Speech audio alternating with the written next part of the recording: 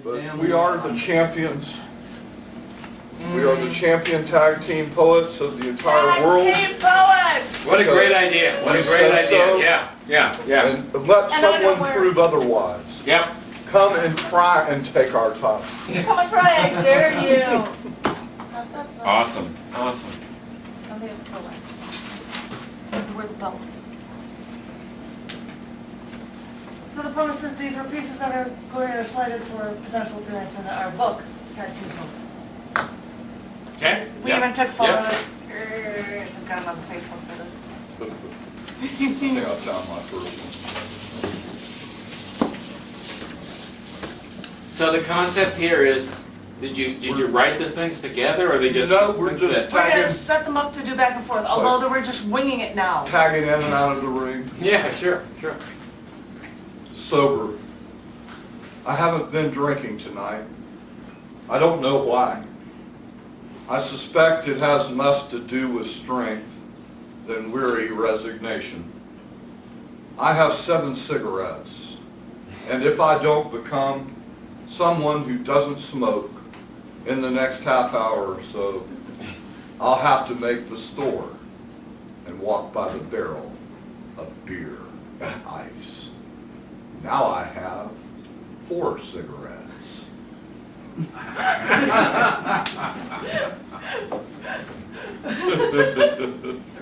See those words? Tag.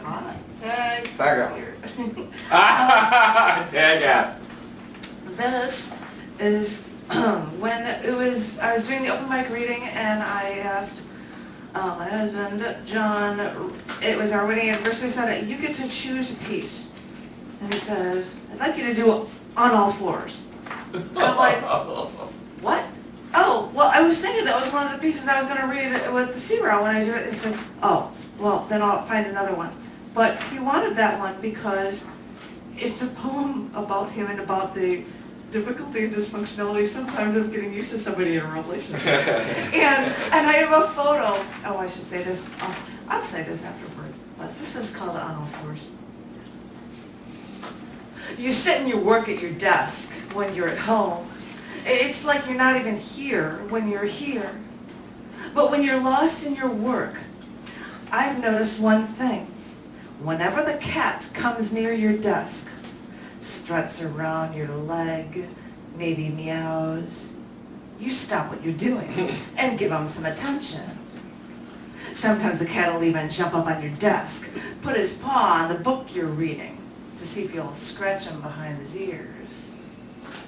So I wonder if this is what I have to do. I'll crawl over to your desk on all fours, rub my head against your leg to see if you'll stop your work and notice me. Yes. And Doug seriously, I have a picture, I'm like, take a picture of the cat sitting on his books on his desk, and I've got that like actually framed in the office. With the poem With in the the tagging out. poem. All right. This is one that works particularly well with a house full of poets. No acceptances today. Shit, piss, fuck, there is no God.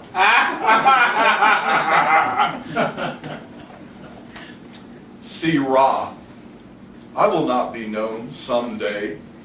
I am known now by those who need to know me. Pay no attention to that man behind the curtain. I am the great and terrible Ra. Oh, yeah, thank you. What a great idea. Thank you. This one. Oh my God, my Jimbo poem, I found it. Yay! All right, I got to do a humorous one here. Dream 1, dog stuck to my face. There was an open area, kind of like a cafeteria, and women were at it, all gossiping and stuff, and they had a dog with them. They were trying to show the dog love, and the dog was being affectionate, but not getting too close, kind of like how our cat Zach will like to be near you, but doesn't like to be always so close for you to hold him. Well, anyway, I walked up and I thought, hey, This dog loves me. I mean, it was a little friendly dog. And this dog went over, and he might want to come over to me. So I walked up to the table, and I get between a chair and a table and call for the dog. The dog instantly got onto the table and came running up to me, started licking my face. And the next thing I know is that the dog managed to somehow, while licking my face, he managed to start sucking on my cheek and made a suction on my face. So this dog was then stuck to my face.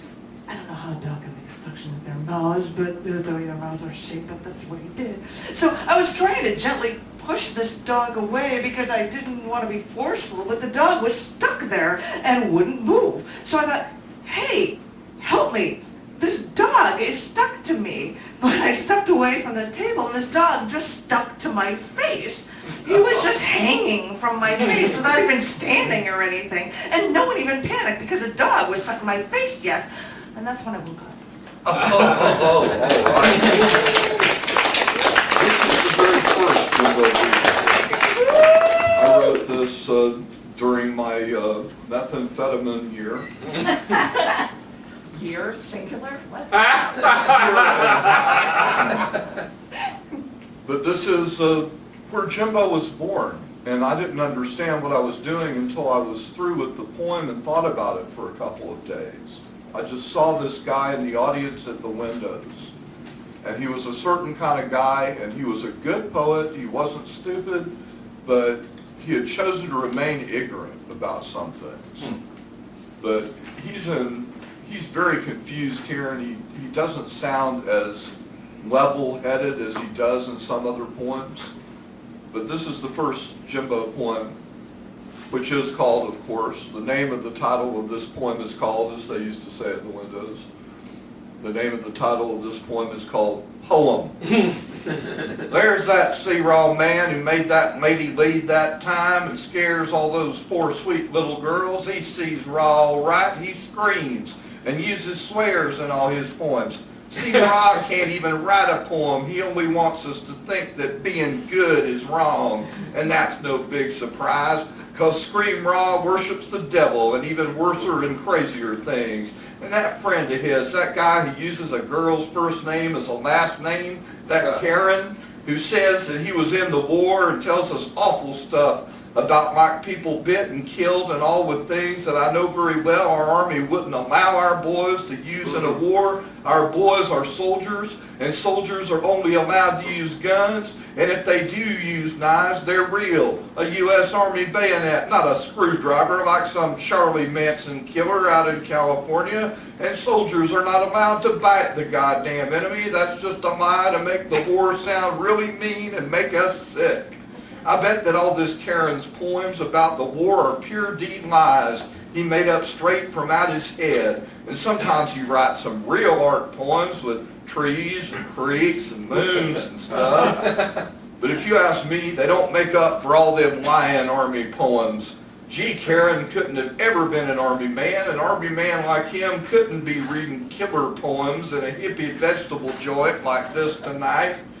No, sir, an Army man like Gee, hi, Karen. Gee, hi, Phyllis. Couldn't be reading the TV guide in his own bathroom, not anywhere on any night. And the reason I know this is that he'd been in the actual U by God S.of.A. Army of this great country. And if little G Phil Karen Phyllis High had tried to pull his cute word tricks on the actual W.S.A.A. damn R.M.Y., they would have made him eat those lying faked up Army poems about the war, and then our little Miss G. Karen Phyllis High would have been Miss G.D. Karen Wave Goodbye, because he'd have been taken out, put against a wall, and shot. And he wouldn't be reading no lying poems in the hippie vegetable club tonight. I guess you can tell I don't much like these poets they got down here. There's not hardly any art or any real true poets, just things like this Jimmy Skink boy. Them weird black leather duds. He's got to be queer or something even worse. Someone said this skink thing likes to be beat. Well, by God, he sits any closer to me, Skinky will meet one beaten I'm willing to bet he won't be friends with. And of course, all this slimy skink things poems are about either Jeffy Dahmer eating arms and legs and his liberal middle sex friends, boys, girls, birds, dogs, reptiles, fish, and liberal Methodist ministers. This is a slow night, of course, eating whatever parts of each other they can get hold of and put in their mouths. And this skink boy likes to holler like some preacher or something and jumps around a lot. I guess he's worried someone's coming up behind him with a jar of Vaseline and a 4-foot dildo wrapped in baling wire. Or maybe he's afraid they're not. But even if they were, this Jimmy Skink thing couldn't see him. He's got these stupid black hippie queer boy sunglasses on inside, of course. I guess greasy homo punks these days think that's like really cool. And speaking of specs, I saw this one old boy. Yeah, I did see him with just plain glasses, almost somewhat sort of slightly respectable. And I started to get excited to think there might be a poet here, but of course I was disappointed again. This gollywog Sam is just another atheist who can't write a decent poem. So I guess that gives him nothing better to do than get up in front of a mixed audience on any given first Thursday night at the Hippie Vegetable Club and make fun of God and Jesus, because it makes him happy to hurt people's feelings and talk about women's private parts and what he'd do with some if he ever got any. But Gollywog Sam is as ugly as secondhand store-bought sin. And if he's hoping for private parts, he'd best go through the Jimmy Skink thing and order from Jeffy Dahmer or maybe Ed Gain, because sure as God will judge this man in the lake of fire and see him laugh to see him hop and squeal like a foul-mouthed, ugly, four-eyed atheist hog, having his oysters sawed slowly off with a very dull, hot, rusty, serrated knife over and over again for eternity. Ain't no living woman, ugly and stupid, and hard up enough to loan old Gollywog Sam any one of her private parts, and probably none of her public ones. It really is a shame, because old Gollywog Sam looked sort of like a deacon back to the church where I growed up and learned to love God and Jesus and women for more than their private parts, and learned to hate dirty little atheist creeps pretending to be poets so they can make fun of Adam and Eve and love and mother and country, while simultaneously laughing inside to know beyond a shadow of a doubt that if I lived my life good enough, when I died and went to heaven, God would let me watch them Gollywog Sams be pulled apart with white-hot pincers by gloating demons on large-screen hell TV. And when you know this kind of thing down deep in your heart, it helps your perspective, especially in the Hippie Vegetable Club with not a real poet in sight with plenty of grist for the mill. You know, sometimes I can't hardly wait to die. And I've got a note concerning Jimbo Breen. I've never heard that before. I've never heard that. I'm so I never glad it's gonna be performed in that in public. so Yeah, glad it's I gonna be never in heard the that. book. Yeah, that I'm was so great. glad That it's was gonna be in great. the book. A note concerning... Curtis, does Yeah. Philip know he's in that? Oh, sure. Philip's written plenty of Jimbo poems. There's a new radio station here at about 94 FM. They call themselves Hippie Radio. Cool. You could be the hippie poet. I could. Well, Well, if he's around. A note concerning Jimbo Breen. Now, one of the best kept secrets of modern poetry can be told. Though Jimbo Breen is real, as a composite archetype of a certain worldview leavened with slight paranoid schizophrenia, C. Ra does not take credit for having invented him. Jimbo invented himself. Therefore, many of the poems credited to him have been written by C. Ra, D. Philip Karen, Janet Kuypers, and a startling number of other poets. C. Ra does not claim any legal ownership of the Jimbo Breen name or the Jimbo Breen style, and encourages any working poet to try his or her hand at a Jimbo poem. The rules are simple. Yep. 1. The title of the poem must be poem, P-O-A-M, and it must be signed by Jimbo Breen. You are not allowed to put your own name in parentheses after his, for instance. I mean after the published poem. You should, of course, tell the editor a bit why you want the poem credited to Mr. Breen. Jimbo is a free intellectual property who is known by no one, who can be used by anyone, but do play by the rules. No one gets credit for a Jimbo poem except Jimbo himself. 2, there must be at least one goddamn in the But keep in mind that Jimbo is at heart a prude and a mama's boy. 3, Jimbo may claim to have been a combatant in any war which was fought in the last 100 years. 4, Jimbo's worldview should be so far to the right he makes Bill O'Reilly look like Michael Moore. Yet bear in mind, you may put across legitimate conservative viewpoints, using Breen as an example of how not to be a good conservative. 5, this is the strangest and most difficult rule to follow when writing a Jimbo poem. Just because Jimbo is insane and bloodthirsty, it doesn't mean you can write down any old mediocre agitprop bullshit, sign it Jimbo Breen, and sit back satisfied. Any Jimbo poem can actually be a good poem. What is a good poem? There are countless sources you may consult to give you an idea. Now on with the show. You know, the weird thing about those Jimbo poems that Clyde used to publish, there wasn't a bad one. They were all good. I know, isn't it astounding? Yeah. The guy is really good. Who's Clyde? And yet he was a lot more over the top when he was born.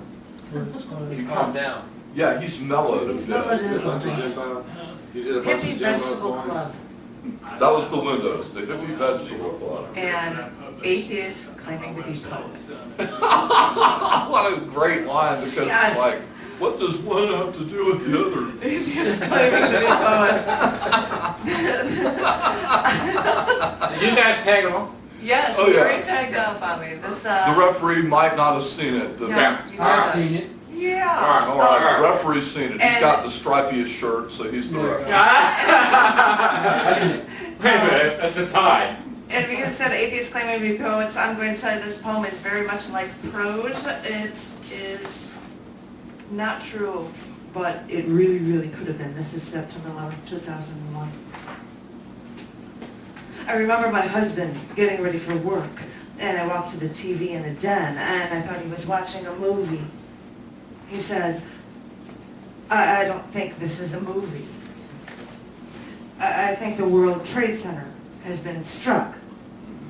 And we stared at the television and watched the plane fly into the second tower. And then we watched the towers fall, collapse. I can't even remember if my husband went to work that day. I just stared at the TV. It took 2 days to get through to anyone. My friend and one brother-in-law rescheduled Pentagon meetings. We tried to call his sister in Shanksville, Pennsylvania.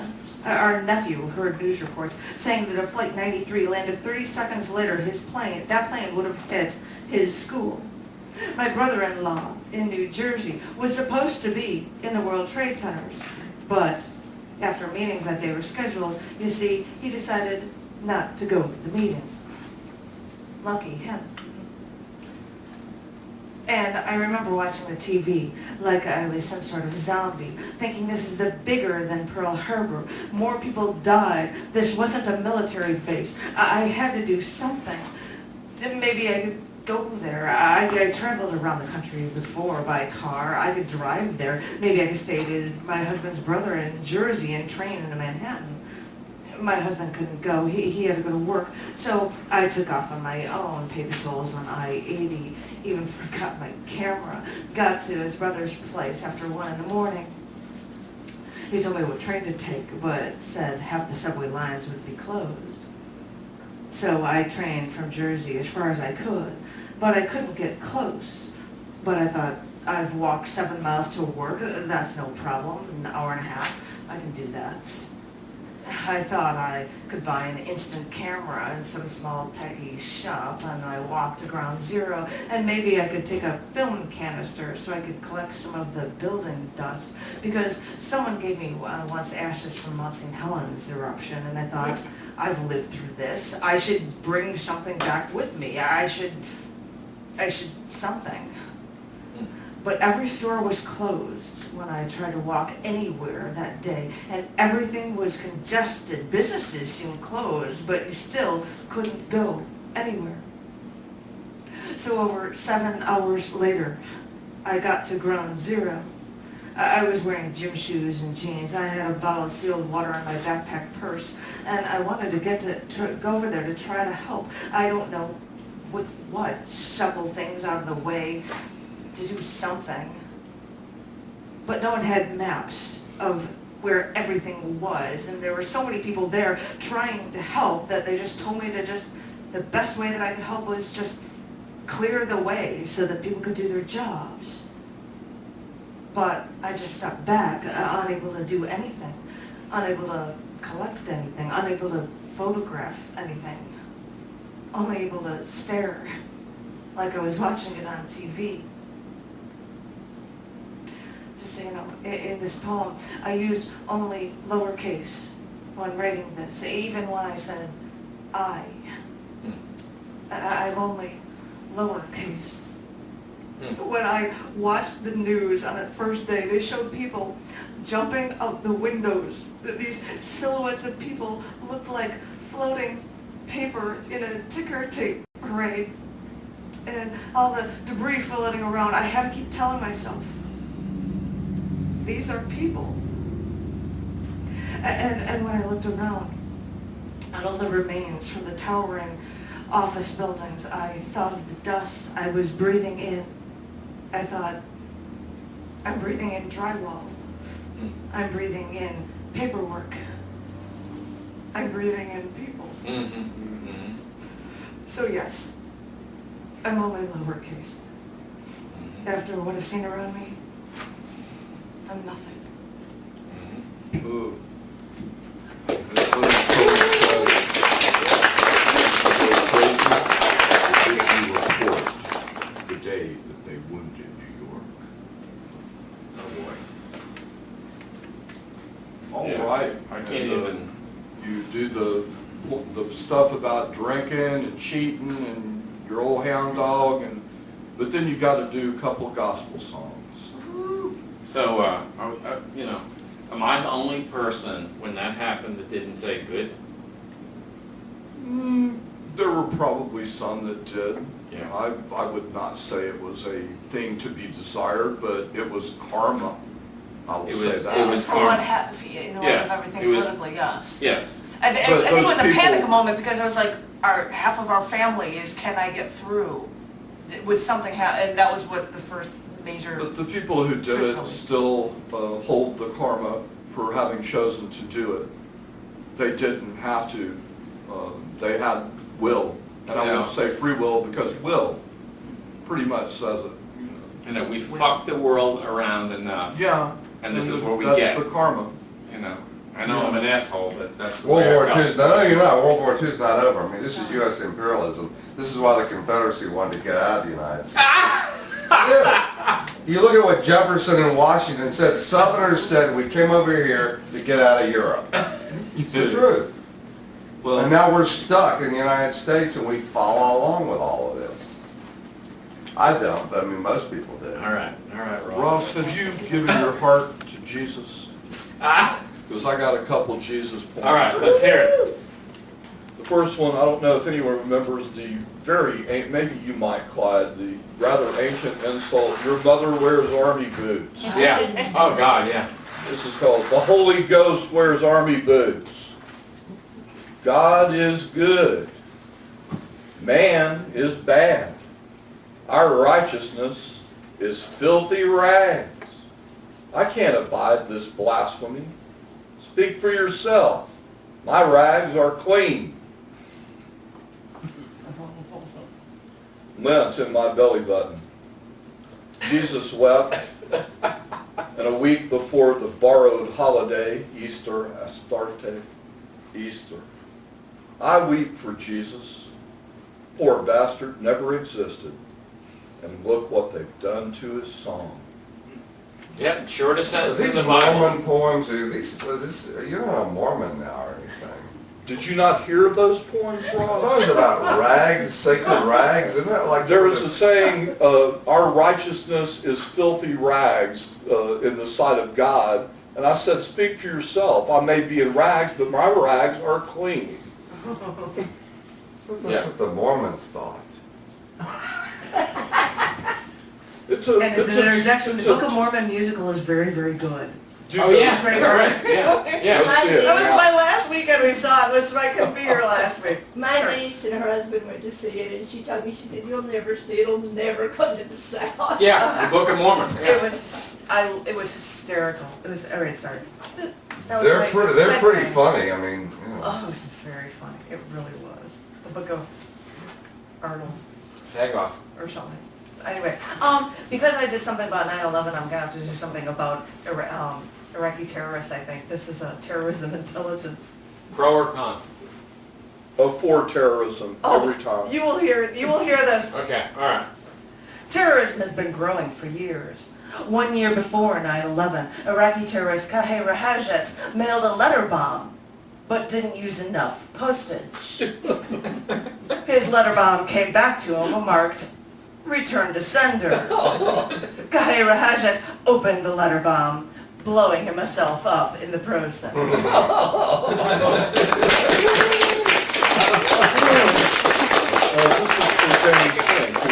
Oh, man, we haven't seen Jamie in how many years? Damn it, bitch. He's got a potty mouth, but go ahead.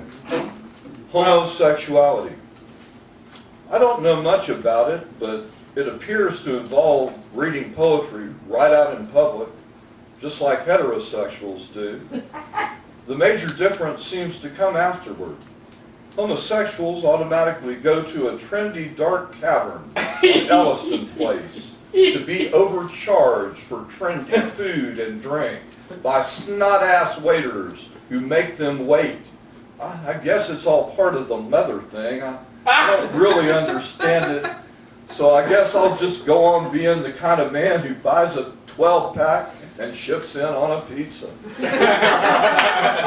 Snot-assed, I love it. Is he talking about Whirl's End? I'm not sure. Ross, stop making these references to these gay bars that you go to, for God's sake. I actually did go to Whirl's End. People saw me, and I got accused of being sexually challenged, or whatever I'm supposed to call it. Well, it involves reading poetry right out in public. Right in public even. This poem is called Counting Bodies. I tried to get a job at the mall. They never returned my call. Applied for a job at a strip store. I filled out the form. But my problem is that I answered the questions honestly. When they ask if you've ever done drugs before, it's best to lie. Even applied for a job at a liquor store. Now, I have experience in drinking, but not in stocking bottles or cleaning liquor store floors. So, someone said that the government was looking for employees, that they need you to walk down the streets, ask questions, keep records. And I thought, I'm organized, I work hard, I can do this. And a government job would be nice, they pay really well. And it would be funny to say that I was a government employee. So I got online, learned about the census. All I'd be doing was walking around, making a list, checking it twice. I'd be in charge of counting the bodies. As sick as it sounds, it has a certain ring to it. So I called to schedule my evaluation, went to the government building early. Found out I wasn't even on the map that they looked for employees from, but I took the test anyway, struck the icicles as I left for my car. I thought about the records the Greek kings, the Greek government's kept of men they executed. I thought about detailed Nazi records of Jews working in camps, of Jews gassed, and how we all had to come in and count the bodies. And I thought, I never was called from that Census Bureau. It was like they knew my mind. You filled out our forms, we don't need you for anything else. And I thought,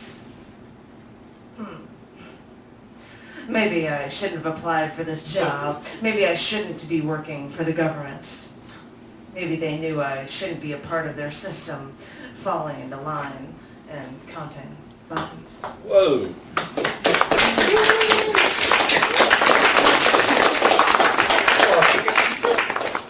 You fuckers, you are killing me. And you don't even know it. You fuckers, you and your wooden souls. I'd like to kill fucking all of you before you can fucking finish killing me. You fuckers are so fucking reasonable. You fuckers can go to fucking hell. Well, I guess that's my quota of fucks for this year. So now I can go back to poetry. Is that Jimbo? No, that's me. That's close. Be mad at You're right, Andrew Ross, and that's his close. Russians. That's close. Yeah. That's me mad at Andrew. I noticed there wasn't a goddamn fucking, so I wasn't sure. Is it a goddamn fucking? Now I feel like a bad. I guess that's my quota of fucks for this year. Now I can go back to poetry. I actually converted this one to my second hydrogen poem, but I'm going to read the original. This is Now You're Nothing to Me.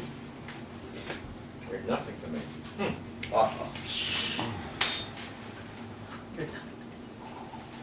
Yeah, I like it. Love is like tap water, free flowing. Remember when you were little, just put a glass under the faucet, quench your thirst? Wait a minute. It's not like that. Water isn't free. You even have to pay for the water in your own home, and it's not even clean. What you're getting is dirty, and you still have to pay for it. You know, they say us humans are like 75% water, and when I think of you and all the time we were together, well, if you're 75% water, I have to remember that it wasn't pure and clean and clear, and if this was love, if this was you, it wasn't free. I'm still paying for it. When I now think of you, the fact that you made me feel like nothing, and when I think of what you now mean to me, I have to think of what you're made of. I have to remember that we're all made out of atoms, protons and neutrons, wound tightly together in the nucleus, apparently infinitely small, surrounded at a comparatively vast distance by occasional tiny electrons spinning around, keeping their distance, almost like fluff, but never letting go. In a way, you're like that electron, you know, spinning around, but keeping your distance. But when I think of you, I have to remember that you are made of those atoms with really tiny cores, and that those atoms are filled with so much space that you're mostly made of nothing. When I think of you, this is what I remind myself. When I think of the nothingness you made me feel, and the fact that you now mean nothing to me, this is how I have to think of you. Whoa.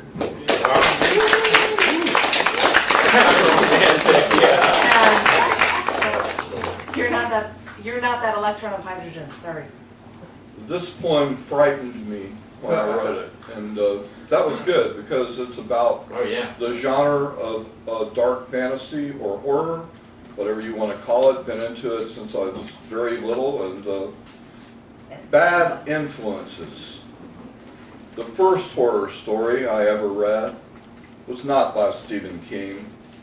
Clive Barker, Ramsey Campbell, Robert Bloch, Dean R. Koontz, or Howard Phillips Lovecraft.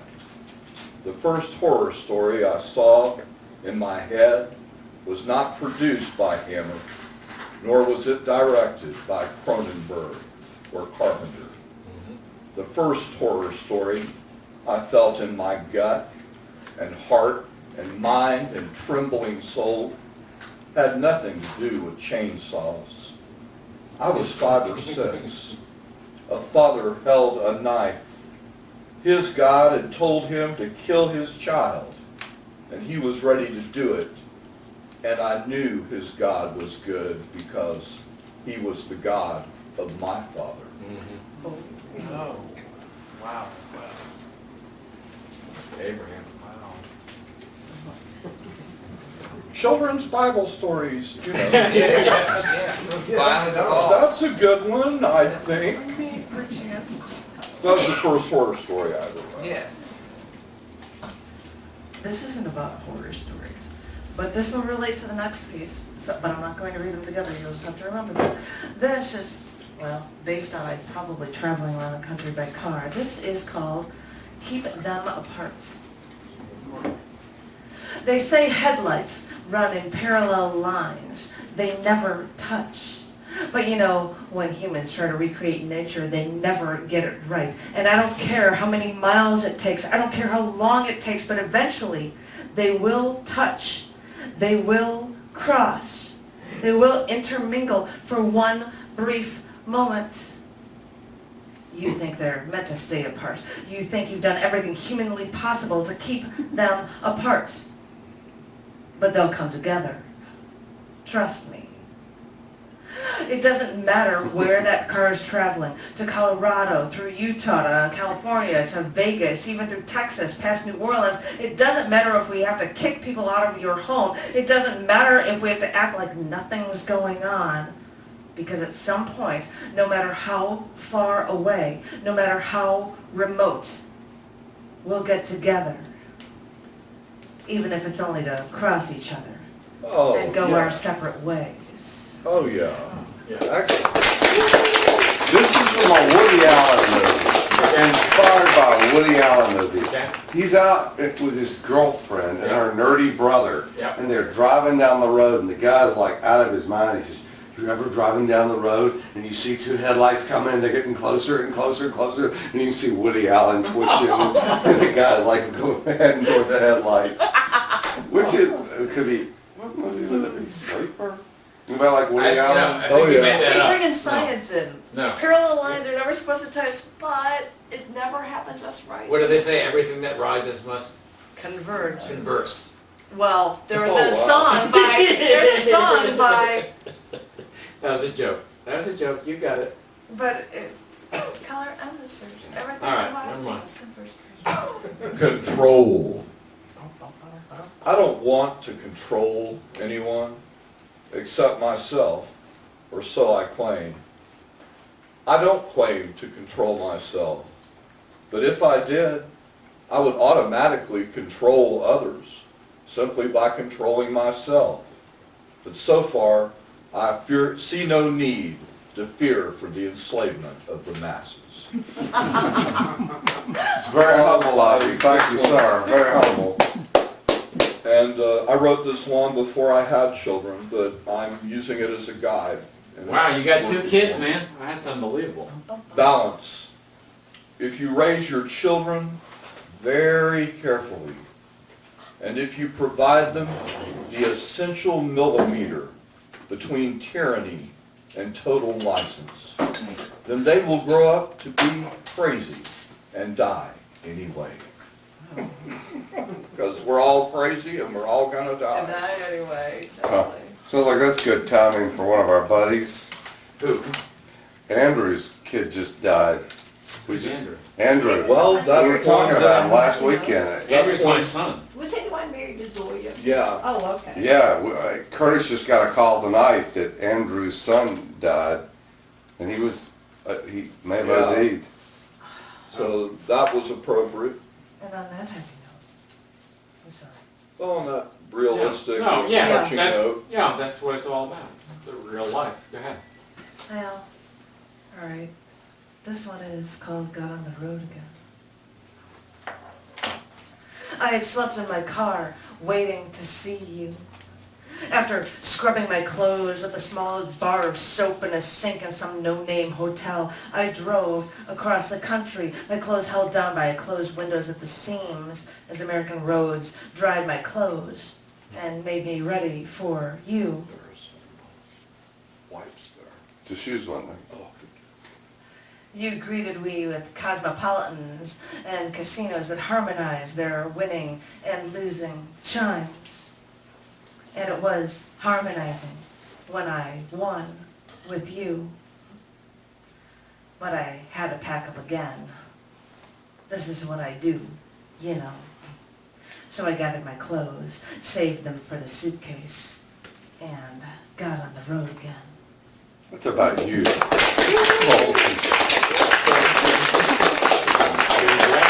essence of that poem. It's from a long time ago. You could tell that? Yeah. It's about young This people. may be my last one because I'm not sure I could follow this. This one is one that I'm really proud of because it, kind of leaped out and grabbed me by the throat. I've got 3 if you want it. Okay. On the wings of a fallen angel, I have been eaten by anxieties, normal and not, feeling strange, drinking too much, not sleeping enough, weeping and raging and thinking of ways to try and check out of this pain. Finally, it got so bad, I went to see a shrink. He told me to quit drinking, and we'd talk about medication later. I headed home totally helpless, stopped by the store for a 6-pack of beer, standing in line feeling brittle and damned.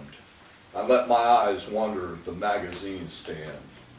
Satan escapes from hell, screamed the cover of the Weekly World News. 13 old rig workers killed when the devil roars out of well. A photo of a fanged and frothing face, composed of smoke and apparently boiling up out of an oil rig, was there to authenticate their claim. Suddenly, I felt better. If Satan can escape from hell, maybe there's hope for me. Oh, I've never read this in public. Really? Let's hear it. Let's hear it. This Is it okay for us to keep our clothes on? No, not for you. You must get naked. What do you, Please, Ross, please get naked. You got enough to do? God, I've been thinking about this all night. Getting hot. Hit the man naked. I guess I have to give some credit for this poem to the worst poet in town, R.D. Flowers. And he's been immortalized The Rainbow Warrior. as the worst poet in town, L.D. Bowers. I don't remember him. I've just heard of him. But He's dealing famous. with Is he him kind imaginary or of real? was the He's famous. thing I was rubbing up Is he real against or that made imaginary? this poem. He's real. He's real? Come to the fire of righteousness, burning on the edge of the night. Come to the fire of righteousness. Come and be warmed and be healed if you are right for this fire. Those who lie may not sit beside this fire. Those who withhold the truth will not lie down by this fire. He who demeans his woman, she who makes less of a man, of her man. All those who disfigure their children, they may not sit by this fire. All who ignore their potential, all who give away their songs, all who clutch comfort and puppy dog peace, they shall not sleep at this fire. You who believe you know anything about yourselves, you who have never considered even beginning to know, and anyone dying of ignorance need not apply to this fire. Those who have a partial truth, and those who do not dare to even suggest a partial truth, may not approach this fire. Anyone with major doubts, anyone with the wrong attitude, anyone whose eyes do not glaze over with the rhetoric of righteousness will never sit beside this sacred fire. So welcome to the night, my friends. We'll just have to keep each other warm. Yeah, exactly. I mean, that doesn't leave too many people out. I mean, God. Yankee Brown was just That's asking why I me, not leave anyone out. Curtis, he was just asking me if it was a real person. About 20 years ago, I'm not sure if I ever met him, but he used to He talk came to about your him. house and, And I didn't meet him. He used to talk about him a lot. A lot. And you said he was one of those people that on the surface you were totally in sync with, but he was one of those people, the more Well, you knew him, the we more both you... believe that more we you- have inalienable rights and, There's freedom of speech, and women shouldn't be treated like toys, and Oh, God. men should not be slain for no reason, and, I you don't know, I basic disagree with him humanist all of that, stuff. but anyway. But he was, Where is RD today? boy, I have no idea, because That's a sign that he this was is kicked out of poetry the of pagans, life. the druids, and Please. Greenpeace. Can I have some more fun? Because they just, none of them could sit beside the sacred fire. And the reason why I might have forgotten him, even though he's at my house, is Curtis used to have these gigantic Halloween Oh, no, parties. you're And this not. was a tradition for Oh, many yeah, years. yeah. Yes, all right, what the And hell? we had Get about 3 of them Get at the our names. house, I think. it. I So can't he was wait. probably one of those wild parties. This is called getting your wine right. Getting your wine ready. I've had vodka and cranberry juice, and I know there's you're maybe getting some, and I'm like, No, it could, yeah, he- I just he not passed close, but away. thank you very much. I can't believe what I'm doing, and I gave myself very little, shush. And I never got a tap, he handed me the, like. Oh, Okay, so now I'm gonna let you guys know, some of you have heard me say flippantly or whatever, I'm a vegetarian, I'm not eating the shrimp or whatever there. And I have written occasional poems, and they are quite preachy. And this Yeah. is, it probably will sound preachy, though it's just more matter of fact of what life is like at this poem. And it's called Vegetarian Stands by the Meat Sale. It's raining out, and no one wants to be outside. And if they do come here, they just want to get the bare essentials and get home as quickly as they can. They surely don't want to contend with me just trying to make a living. A huge clock looms at the opposite wall. I keep glancing at the time and think of that huge calendar looking over the New York skyline in Atlas Shrugged, as everyone is reduced to merely trudging through their days. Someone just wished me good luck, because I think everyone would rather be sleeping than here. And it's true. I just glanced at that clock again. I'm only 1/8 the way through my day. And this woman, who has chosen to not have children, has to keep smiling despite the weather and fawn over every passing child I see.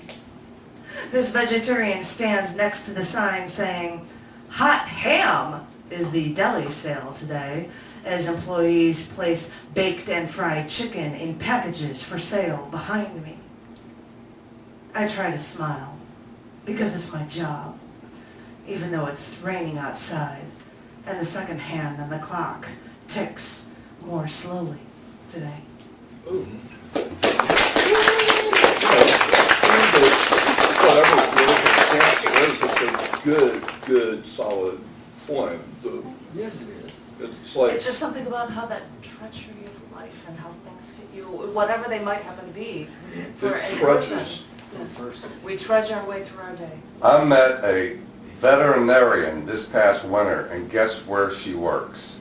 A slaughter plant. Yeah. She works for the USDA. Imagine you've gone to veterinarian school, all the work, and now you're just inspecting animals to make sure they're safe to slaughter. Oh Isn't that a horrible There's a point in job? that. That's your Holy next one. smolies. Yeah, That's crazy. you've got a notebook, write that That's down, right out of veterinarian Columbia. slaughterhouse. There you go. She works for the Veterinarian USDA. slaughterhouse. There's your title. Somebody's Veterinarian gotta do it. slaughterhouse, I wanna write those 3 words down. The thing about it, Sorry, somebody's gotta do it. Isn't that Yeah, sad? I because mean, I- she must I have was gone to not veterinary gonna school eat because she meat, loved but I would've animals. And you wonder, how does somebody get it? I mean, the whole time I was with her, I kept thinking, how did she get this job? I mean, how does this end up? No, I could, What does it no, feel like to have this job No. with your background? no. Would be a tale. I would like to hear. I mean, the whole time I was looking, I thought the whole time I'm looking at you, you're looking at me knowing that I want to It's like ask being a that, but I couldn't. There's your poem, Ross. And that would be your final few lines. Was this a Jimbo brain too? No, this is another I've never read in public. Okay? Oh, Dogs. awesome, awesome. And I used to think of the people who came to the windows and would sit there staring at their page until it was their turn and then read it and run like hell. I thought of them as deserter dogs. Like a few last week. Dogs. Last week. Some sit up and beg. Some fawn and lick. Some are even willing to drop and suck. But some of us simply refuse to play dead. So fetch your own stick, motherfuckers. That's a fun one out loud. Hilariously followed, well, that one's, well, here's one for Andrew. I was gonna say, I suppose I can form.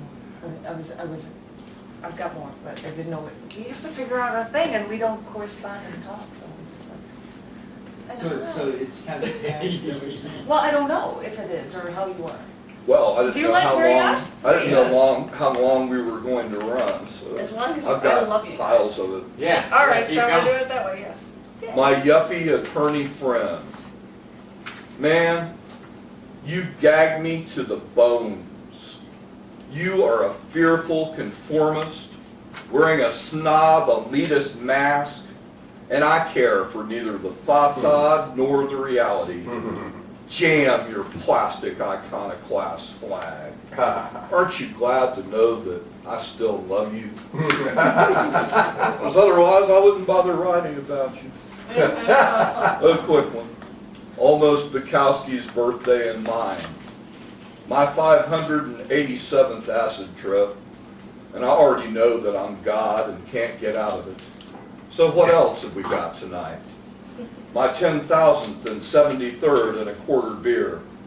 My 220th poem this year, and everyone knows that I am not Bukowski, nor do I wish to be. All of us want to kick your ass, old man. Yeah. All of us want to be around to bask in your dismay. But very few of us can hope to outlive you, even if we were born almost yesterday.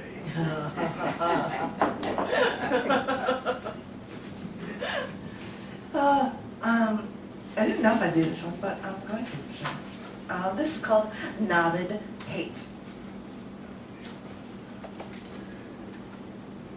I can't see my dying friend because his relative, that rich bitch, calls me selfish because I wouldn't instantaneously give away what money I don't have for his employed wife. How selfish of me. The one without a job, trying to keep myself out of debt. Okay, girl, you can't tell her how wrong she is. You can't tell her how she is truly the self-centered one. So keep up the hate. Add it to that tight little ball that's been growing inside you all these years. You remember what it's like. You didn't want to know the names of the people who hit your car when you were stopped in an intersection, when you were doing nothing wrong, but being struck and almost being killed. Waiting for the final shot from the hunter, looking for his final kill. You know people will listen right after you're attacked by an ex-gang member. But when you're underlyingly taught that things like sexual abuse are your fault, well, that's when you have to add more emotion to the knot. That ball of hate has been growing since that acquaintance rapist ex of yours made your hate flourish with more phone calls, cards, letters, even recorded audio. His stare scared you as you feared the tears if you saw him in the distance on the street.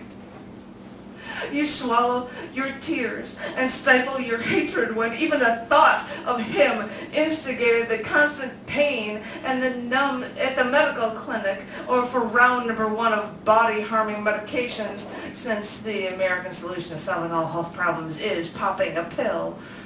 But girl, you know you've dealt with this your whole life, that your 50s South family was probably just like every other family with a nice-looking exterior, well-mannered children in public because children couldn't show their feelings or their resentment or their hatred from their constant emotional battles without consequence. You poor thing. You've been working for all these years on that ball of hate. It's been growing quite steadily. You have a permanent place inside you for it. You've been trained well to not let people see what's wrong, to not let people see your hatred because that would be improper. You can't let anyone else feel what you feel, You can do this yourself. Take it all like the proper 50s housewife you've been trained to be. Keep that knotted hate as that perfect circle. Don't let any of it out. Don't worry about its effect on you. I'm sure there's a drug out there that will numb you into not caring anymore. But you're talking about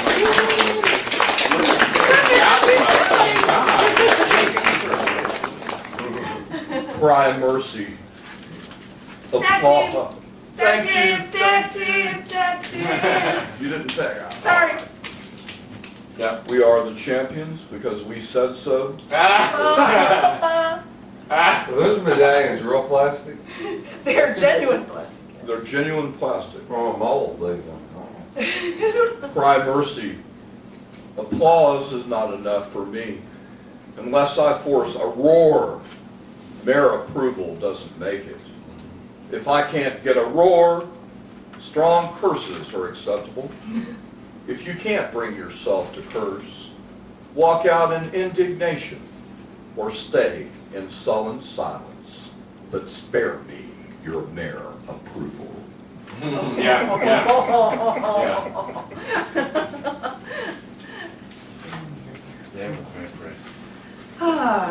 These are and I pulled, and I have a lot of other ones, and I really was trying to look for ones that weren't depressing.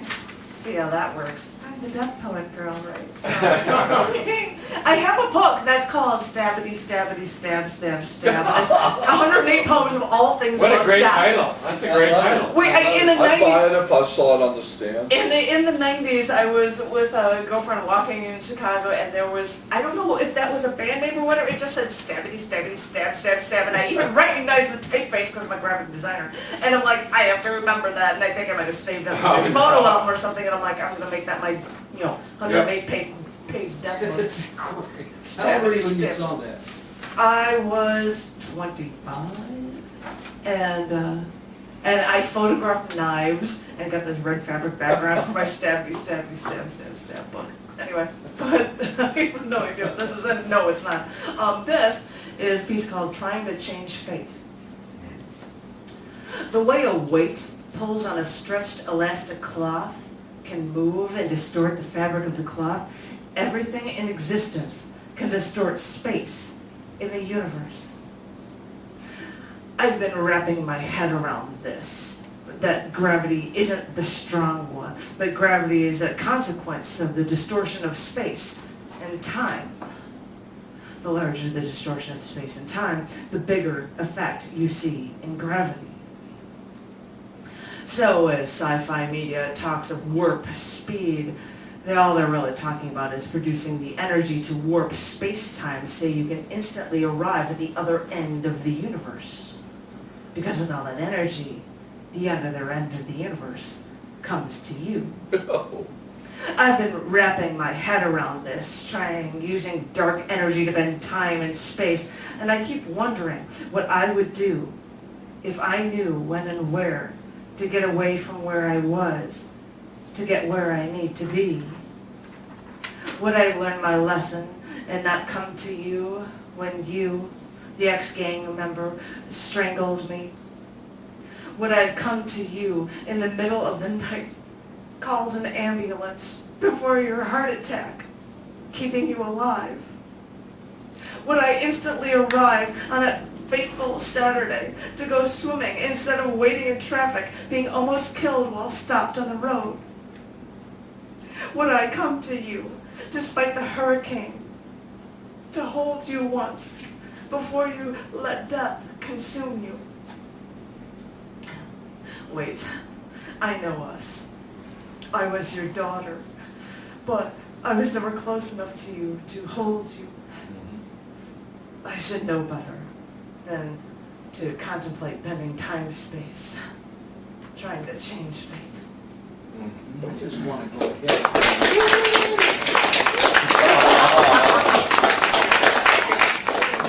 Another weird one I've never done in public. That's a good idea. Consulting the Magic 8 Ball. I dropped a Darvon, did a bond, and wrote 16 poems in an hour and a half, behind 2 quarts of eminently satisfying bush beer. Then I called you and said, I wrote you 16 poems. Did I act like a petulant child last night? Are they good, you asked? Do you mean before or after the 4th beer? After the 4th beer, it doesn't count. Well, they're as good as the last 16, which took me several weeks to write, and I do guess it was after the 4th. Why are you still married, you asked? She needs 2 years from me, I said. You know, the government green card thing. I didn't ask why you were still living with the guy you just divorced, or for how much longer. I really like your old man, I said. I hope those poems I read didn't hurt him.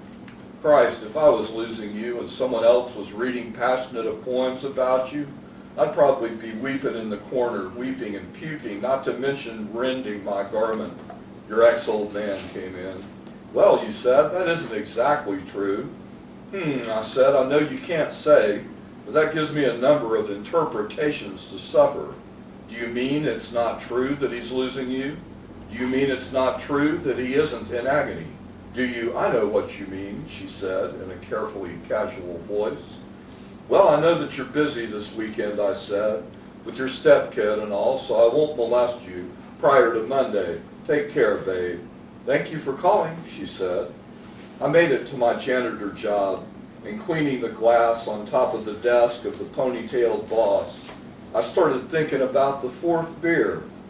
It's all well and good if we choose to forget bullshit, stupidity, alcohol fumes, but what if we're talking about the poetics of kiss and caress and extravagant lust? What if I'm coming on too strong? What if she really doesn't want me as much as I believe her to? No one I've ever wanted bad has ever wanted me back as badly. Perhaps no one can, and just as well. It must be a terrible thing to be loved by C-Rob. Fuck that shit, I thought. I can't come on anyway, but strong. If it works, I wondered, who'd give up whom? I know we both have cancers now, but Babe didn't seem all that amused when I suggested that we introduce them and let them sit around being dispassionate together.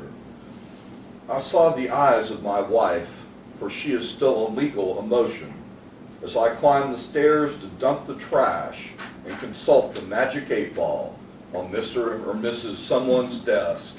Saw the pain that would fill those eyes if she found out about the poetry, much less the kisses and promises, and abruptly I understood your lack of amusement. Still, I thought, how can I ever be happy with a woman who sees me once a week, fucks me once a month if I'm lucky, and kisses me twice a year or so? I can't be happy. I haven't been. Jesus, Colette caressed my cheek in a public place, and I nearly wept. Something is missing for damn fucking sure. But think of Colette, I thought. She's standing in the fallout zone. Any move she makes with you hurts this man that she still loves as much as you still love Olichka. Magic 8-ball, tell me true. Anything but relationships. How does it look for this poetry show I'm running in April? Will Kat make her gas? Will I make a mark? Is it worth all the fuss? Outlook is good, the 8-ball said.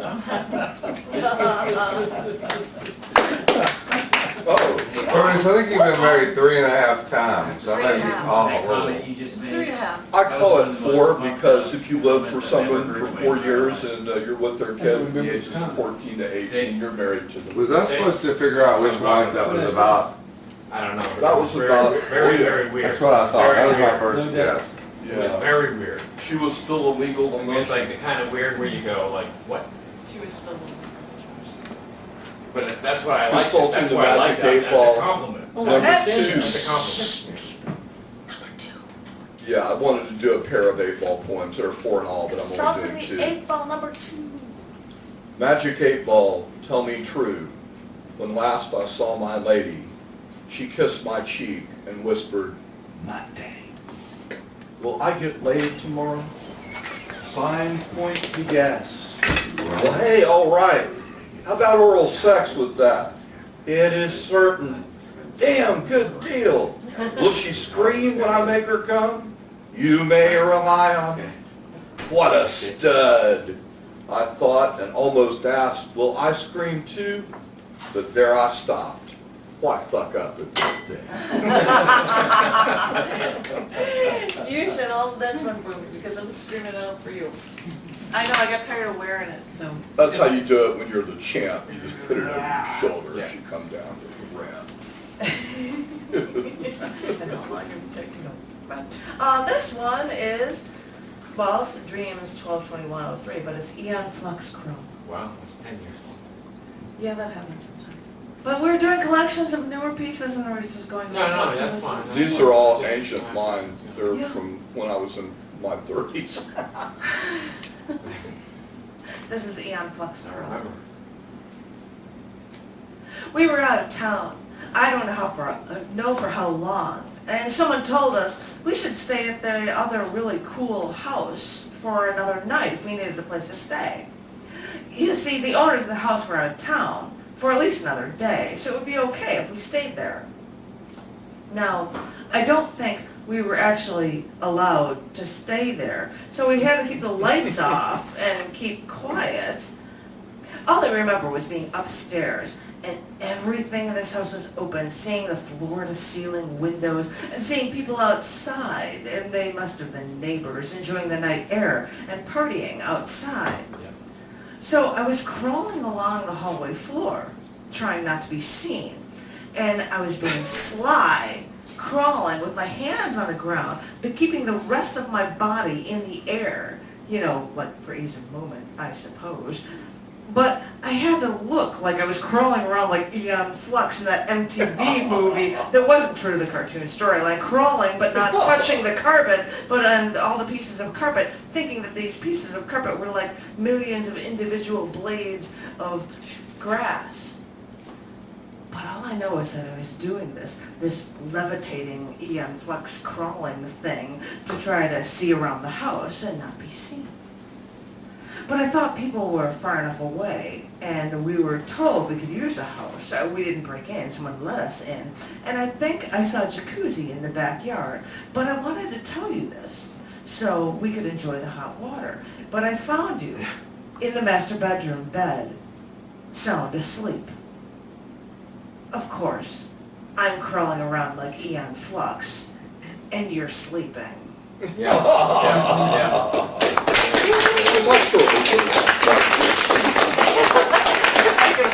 I mean, like crawling and your body is levitating above the ground. Yeah, right. Wearing your cat suit.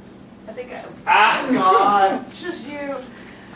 Oh, Magic 8 Ball number 3. Magic 8 Ball, tell me true. Will I nail Colette this week? Yes, definitely. Well, hell, that sort of takes all the fun out. Here's your cigarette lighter back for Butte, 1920 to 1993. Mm-hmm. Gave my latest collection to my love. She said, not bad stuff, but this one line you stole from Bukowski. Christ, I must be losing it, ripping off a poor old man like that.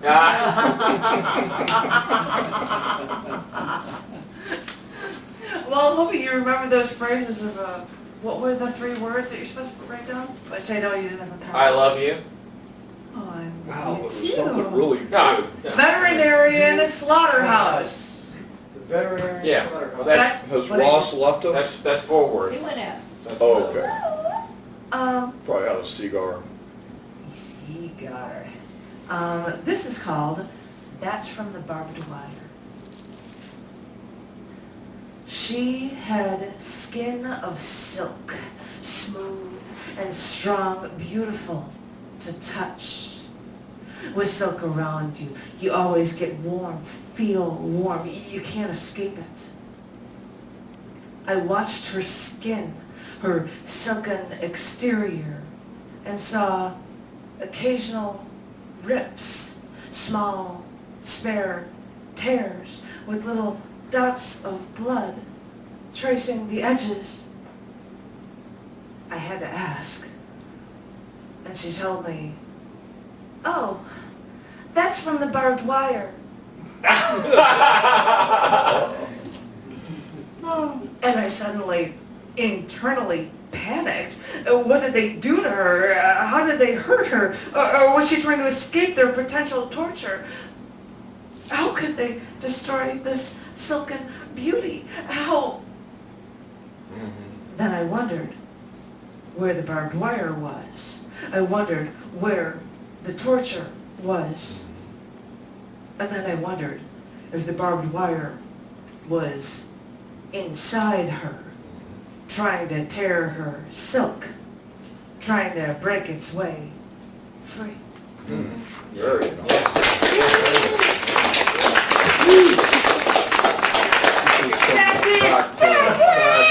We are the champions. My This is friend. back from when Kat Townsend was coming to town to read. Oh, yeah. It was the first That- paid what reading. was her mag? Impetus! Impetus, yeah, she published And me it too. was, I have her artwork. I had promised her $100, and by God, I had to get Yeah, she was a star. 20 people there paying $5, Yeah, or yeah. it was my ass because I was poor. Under the Lash. I have been putting together this killer poetry show featuring the sensual goddess from afar and many mad local towns. In the meantime, courting the brutal muse who really needs little encouragement, plus several flesh and blood women, who all love me in their ways, but have little time for me. All of them plan to attend this killer poetry show, from which I'll be going home alone. I guess a good poet could get a good poem out of this situation, but I am merely the pussy-whipped plaything of the brutal muse.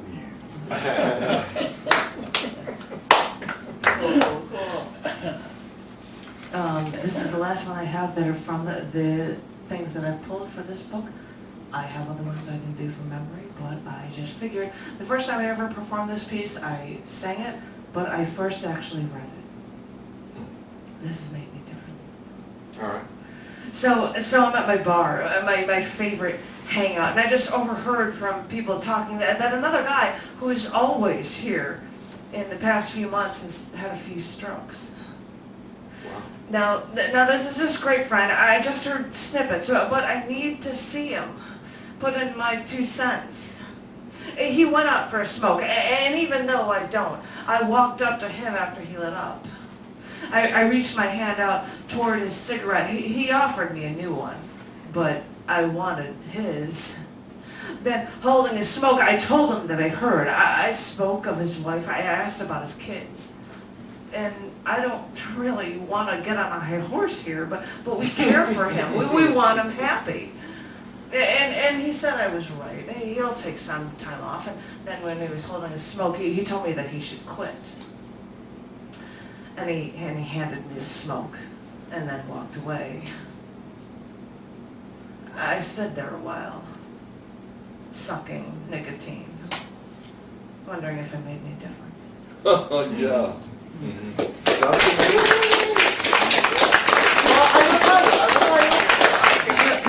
I haven't hand slapped you, I can say this. Yeah. He's all right. He's back where he usually is, and he seems to be doing all right. I haven't talked to him in much detail, but he seems to be doing better. So this is what little I know. So hopefully things are health-wise better for him. Well, I don't get to talk to him that often, but Yeah. but things seem more positive for him. So. All right. All right. All right. Wow.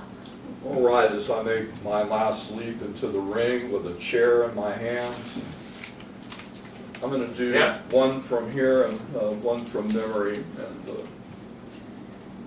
this is for Captain D. Philip Caron, who is in Arcadia, Florida tonight. He Couldn't was make my it. co-host Couldn't make it. of The Windows for 7 years. Written during the 6th beer. Important to make fun of lies. More important to make fun of truth. The truth may just be a better lie. Make fun again. More truth. After the 4th beer, it doesn't count. And it's always the 5th beer for me and Philip. Yeah. And, oh, this is so funny. Maybe I'll read this after all. This is for Oh, I Lee. wanna hear a funny one. What's that? This is funny as shit. All right, This is let's for hear it. Lee Flick, if anybody remembers Lee. Who? Lee Flick, he was a poet on the scene. Only one man. Back to the abyss, bad broke. A 6 of talls in my briefcase. For me and my baby. A pint of bad whiskey in baby's coat pocket. 3 margaritas with dinner before. An uncertain love. A volatile poet. Before the read, Bad Lee came on tape. And some big leather friend of the owner said, "Hey, that's Flick." "Baby, could I have some more of that awful shit?" I asked. Then said, "So you know Lee? What's up with him?" I expected to hear that he was in jail for drunkenly assaulting a SWAT team. Big Leather said, "Believe it or not, Lee's in AA. Quit using him, doing pretty good." "Shit," I said, "that's all right. I'm really glad he didn't die. Give me some more of that awful shit, baby." "You want another beer, little one?" Pamela said, "I remember Lee drinking Jack in the hotel room in Chicago, ice cubes clinking in the dark. I'm glad that he got off." "You and me both, Miss Pam," I said. "Hey, baby, some more of that awful shit." "Yeah." The reading went on, small but good, tuning up for the main event on Saturday at the Windows. I did all right, but as always was terribly, terribly disappointed in myself. Christ, my best words. And the world hasn't changed. Baby don't love me. I damn sure don't love me. Yep. Shit is going to fail. Yep. Give me some more of that awful stuff. Yep. I actually wept at the table. It's all no good. No hope. Oh shit in hell. Oh baby. And baby held my hand. Fed me some more of that awful shit. 10 to 11 was advertised as free draft beer hour. So me and Babe approached the bar. "You may not have. You have been drinking outside beer and must be punished," intoned the owner's Babe behind the bar. I was stubbornly polite on insisting that I was the talent and broke and etc. Owner's Babe was quite icy. I decided not to toss my outside beer and participate in being punished. Besides, like Baby said, girl was getting old and on a power trip. Owner caught me at the door. "Look, C-Raw, I understand, but we could get in all kinds of trouble. I would have given you beer." "I dig it, my man. I'm sorry," I said. "You've been more than good to me, and we're both native sons of Lakeland, Florida, went to the same junior high, and remember the $1.50 Aurora Monster models in the hobby shop at Southgate Mall, where they filmed Edward Scissorhands. I don't mean you no trouble. We all right?" We were all right. And I even bowed and ma'amed his Babe, who smirked at me from behind him as if celebrating my castigation. Oh well, man, just let it go. Baby was out of that horrible stuff, and we were about to be on our way when promoter Pam came after me.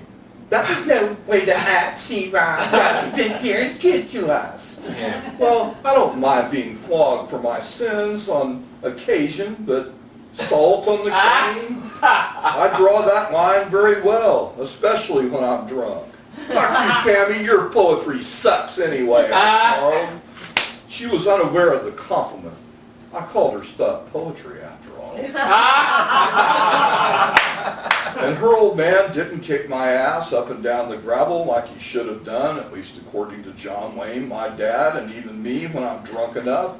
Nothing much happened. We just went away. And I fired on Baby out of uncertainty. Went to work drunk, as usual. Came home, as usual. There were several messages from Baby. I called her. We got right. "Shit, by Babe," I said. "This is all Lee's fault. If Flick hadn't fallen in the line of fire, I wouldn't be forced to do the work of 2 drunken asshole poets." Wow. You know, the best line in that poem was "We got right." All I right, love that. because nobody is playing the host of this because he's the host, give it up for the tag team poets.